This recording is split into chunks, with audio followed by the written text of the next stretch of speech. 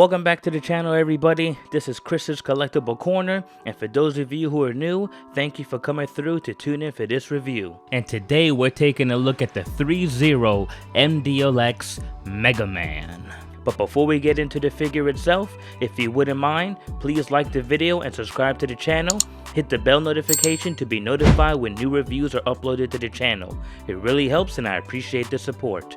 Alright, we're taking a look at the package. As you can see from the back, we have warnings in different languages along the bottom, then along the sides. We have some figure photography of Mega Man and some of the poses you could put him in. Then along the front, we have a nice big image of Mega Man along the bottom, and then a nice big window where you can see the figure and some of the accessories that it comes with, and the Capcom logo on the bottom left hand corner. And on the other side of the box, we have some more poses of Mega Man, but enough of that. Let's get this guy out the box and take a closer look at the figure.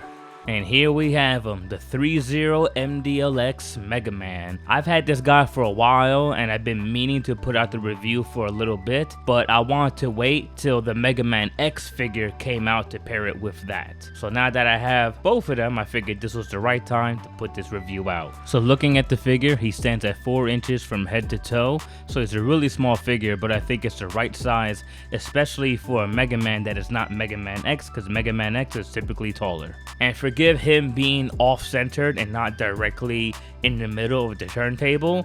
He has magnets on the bottom of his feet, so it actually disrupts the disc. He like slides around if I put him in the middle. So I have him on the outskirts of it, so forgive that. But looking at the figure, as the details, I like how minimalistic that he looks. Like there isn't too many cuts, and the ones that are there aren't really too intrusive. He has a nice shiny paint on his hands and feet, as well as the helmet when it comes to that blue. The blue on his body has a nice matte finish, so it contrasts well and actually looks like it's clothing material, while the other parts on his hands and feet, and of course helmet, look like metallic metal. And I just really like the simplicity of this design and the details that they went with, because doing something so simple might hinder the articulation, but as you can see, there's certain cuts in the arms and the torso and on the upper part of his thighs, but it still doesn't break up the overall aesthetic and silhouette of the figure, which I appreciate.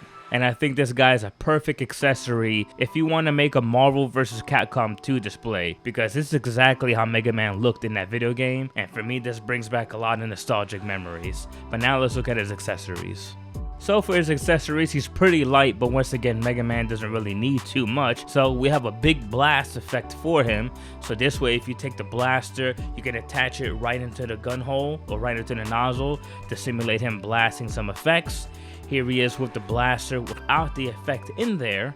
And then he also has some open palm hands as well as an energy tank. And if you guys remember the Game Boy game, Mega Man will grab that in order to regain his health as you were going through the game. He also comes with a teeth gritted facial expression, and I'll show you guys later on how you're going to swap that out, because I know I usually review Dragon Ball figures, so the way how they have this faceplate swapped out is a little bit different. So if you're new to this line or these kind of figures, I'll show you how to do that.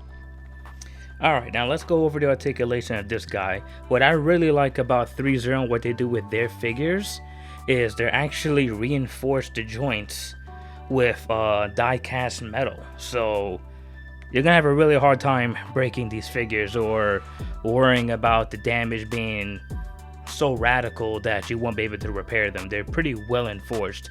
They do the same thing with the Transformers, which I also collect. But enough of that, let's take a look. Alright. Side to side bend, boom. He can look up a good amount. Jeez, yep, he can look all the way up to the sky. He can look down, good amount as well.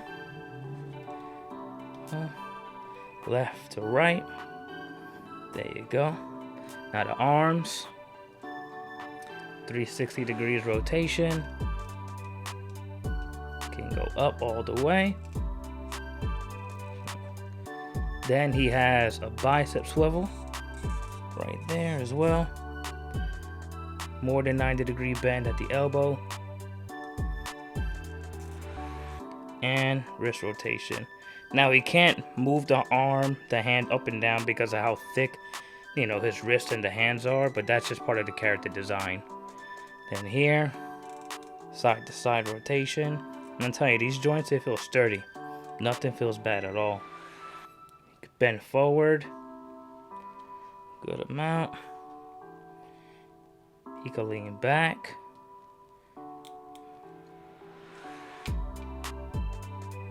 Oh, there you go.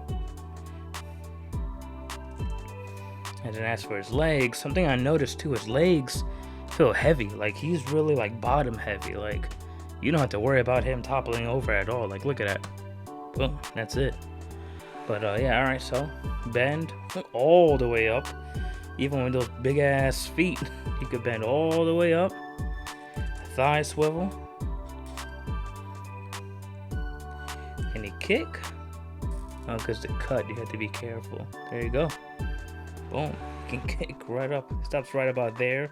You could probably push it, but I don't want to take a chance. And then, look. It's got ankle rockers. Plus, he can go side to side. So it's got really good ankle articulation. So you don't have to worry about posing him or anything. Like, he's going to be sturdy. Oh, yeah. See, that's what I thought. With the cut, so you just got to be careful. But see what I mean? That's steel. That's die cast. It's not going anywhere. You just pop it back in. You're good to go. Huh. Making me look dumb right now. Okay, there we go. Alright, I put it in the wrong way. Alright. Oh, and then let me show you guys this as well. Let me get them balanced. If you want to swap out for the gun blaster, all you gotta do is pull right here. Boom. And that's it. And you can do that for both arms. So depending on your preference on which side you want to put his blaster, that's what you can do. And then you just pop them back on. And just in case, because I know some of you guys may be new to Threezero, never had them before, and I know I usually do the Dragon Ball figures, but he comes with a second faceplate, and how you would remove the faceplate here, I know you'll probably think, okay, pull this out at the bottom, but no. There's like a little gap here at the top of his helmet. You want to stick your finger there, and you see it's going to create a gap. Then you kind of pull off the rest of it. Then you can pull off the face, and then you can put the other one there to replace it. And then you just kind of put the whole thing back together. Just be careful on the sides with the mask because it's a little frail, the plastic. And I don't want you guys to break it. Like I noticed that when I was taking it off. But yeah, there's Mega Man. And his articulation is really good. He's solid. He's sturdy. And I actually want to show you guys this as well because I just figured this out because his feet, the bottom felt cold. But he has magnets on the bottom of his feet. So let's take a look at that really quickly because that's a pretty neat feature. I didn't think they mentioned at all in the description. There he is on my standing desk, just using the magnet of his feet, and that's how he's holding on. Pretty crazy. Alright, and now for some size comparisons. Here we have him next to the Mafex Cyclops from X-Men. And carrying on with the X-Men theme, of course, you gotta put Wolverine. Here we have one with the SH Figuarts Deadpool. And then here we have one with the recently reviewed Storm Arena Street Fighter Alpha 3 Ken Masters. So if you want to put your Marvel vs. Capcom display together, those figures are a great place to start. And then of course with the line that I regularly review, here he is with Mastered Ultra Instinct Goku. And then with another line that Threezero offers, which is their MDLX line of the Transformers G1 characters. Alright guys, so that was my review on the MDLX Mega Man by Threezero. And overall, I think this is a great figure. And especially now with all these other lines like SH Figuarts and Marvel Legends coming out with Gamerverse lines, I think this guy is a definite grab and one that you have to add to the collection. Especially if you're trying to make a Marvel vs. Capcom roster with your display. I got mine off of Toy Arena, but he's still available I believe on Entertainment Earth and the Threezero official website. He was $35 after taxes and shipping, came out to about $44, $43 and change, so around that price range. And he's the first in the line of the Mega Man characters. They're gonna come out with more.